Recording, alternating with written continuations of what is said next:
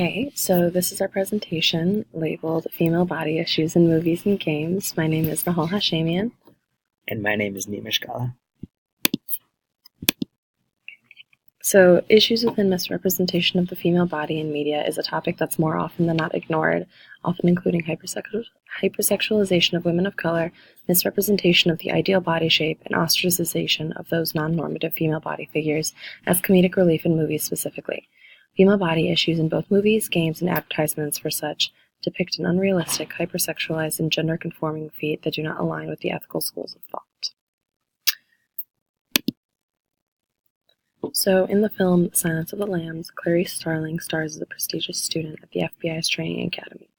Jack Crawford is the head of the FBI's Behavioral Science Division and wants Clarice to interview Dr. Hannibal Lecter for the case of the serial killer Buffalo Bill, a serial killer whose MO is skinning his victims.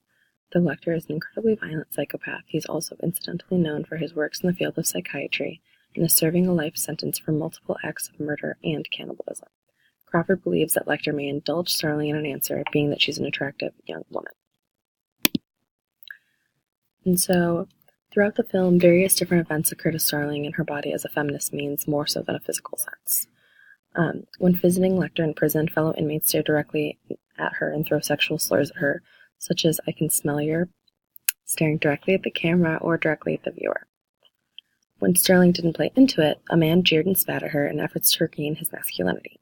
In a similar instance, Crawford attempted to clear the room, but used Starling's gender as the crutch by stating that there are some things that just simply cannot be discussed in front of a woman. Conventionally, the woman who rejects her to be looked at in order to become an active looker is a threat to the patriarchy and must be destroyed, hence why Lecter took an interest in Starling in the first place. So, in the opening shots of Silence of the Lamb, the young FBI agent Clarice is running alone breathlessly throughout the woods. And this is a convention strikes us that she's about to become a victim, which then puts her in that victim category.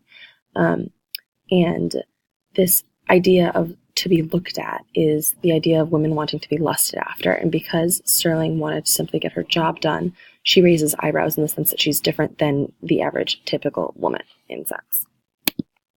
So the ethical correlation between all this is that being a female itself leads to groundwork but comes with its downfalls.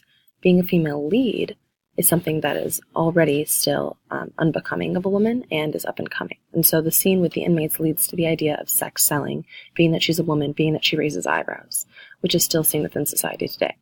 Using subjectivism in ethics, the use of Starling's body, or lack thereof, is one that constitutes hypersexualization within the traditional sense, but more so using Starling's body as a symbolic means to portray that although she still might be placed in a position of power, being a top brain